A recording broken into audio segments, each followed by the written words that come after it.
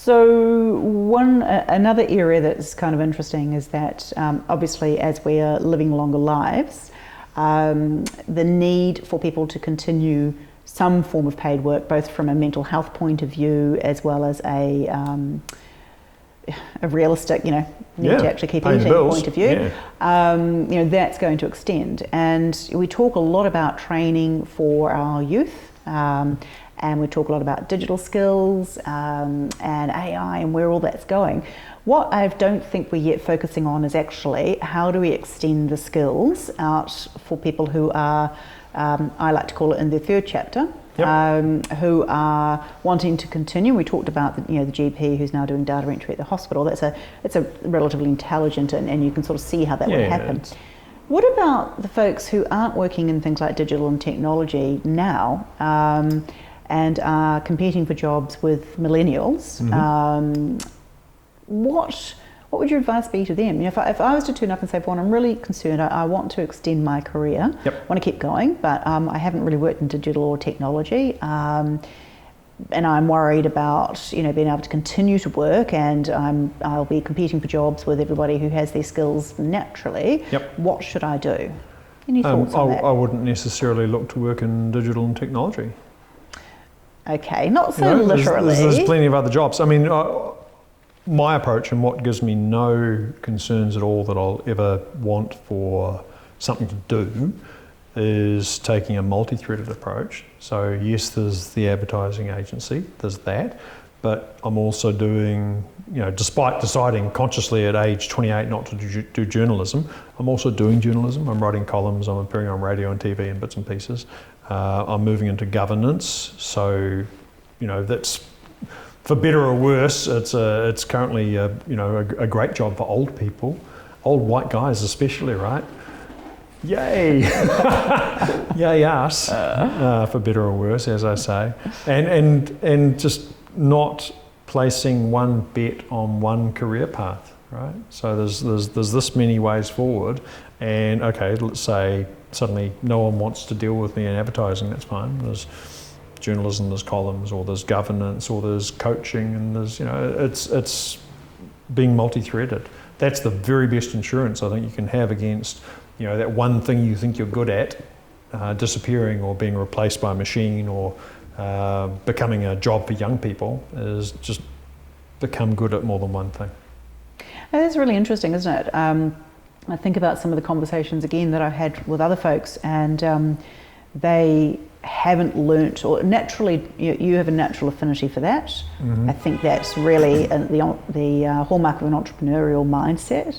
Then you have people who are more conservative, and so now I'm thinking about somebody who's been a relationship manager for a bank for they started as a cadet at, what would that be, 16, and they've literally worked for the bank for about 55 years. So they've been very well paid.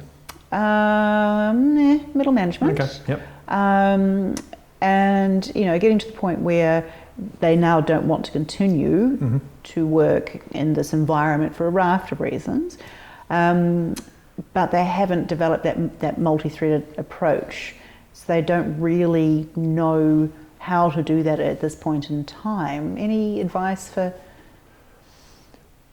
that person? It's funny. It is harder to be multi-threaded when you are an employee of things. You need to work a lot harder at it. I found when I was in a large multinational that my side hustles, if you like, were more limited. My network was really limited. Ironically, when you've been on the receiving end of a pitch from a multinational advertising agency, they'll say, here's the map on the wall, here's our network, here's our pins on the map, literally pins on the map. But actually, when you're inside that network, your view of the world is very constrained. So I'd say, number one, broaden your networks however you can. And whether that's spend more time down at the bowls or at the golf club or at the tennis club, or get online and hammer LinkedIn and hammer Twitter and Facebook to a lesser extent. Extend your networks, because it's through those little connections and bits and pieces that the opportunities come up. You know, sitting inside one company and drinking with people in one company and going on holidays with people you met in that one company is not real. It's going to get you down that really narrow canyon. It's not a career path; it's a career canyon. You can't see what's on either side. That's really interesting. That kind of gives you a different take on thinking about, if you're in your 30s or 40s now, and thinking about where you're. I think people think about career in terms of career success, right? There are milestones. You know, I want to be a GM, or I want to be a CEO, or I want to be, whatever. Those aren't really hallmarks of success per se. They are things that you tick off in the box.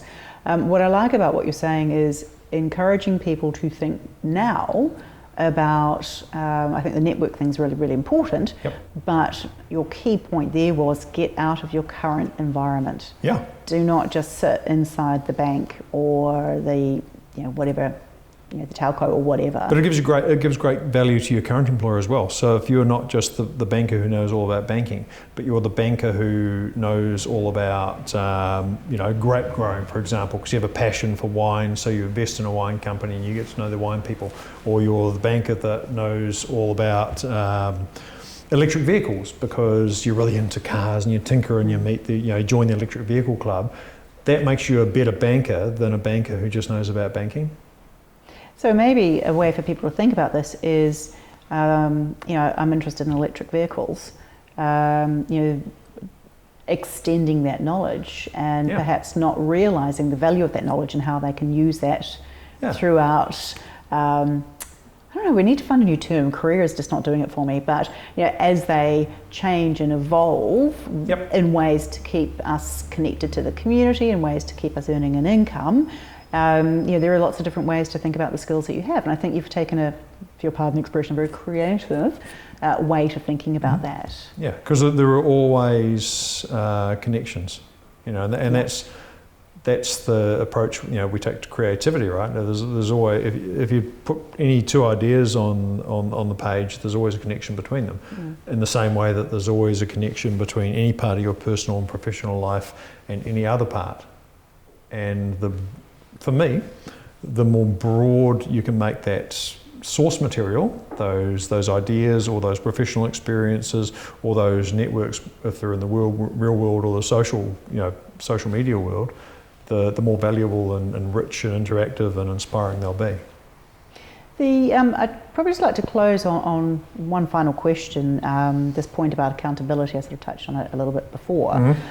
So people have, a desire, a goal, call it what you want, but they want to do something differently. They've made that call and they've imagined, what that might look like, and maybe that's I'm going to do this, or it might be I'm going to try a bunch of different things, whichever way they get to evolve and change.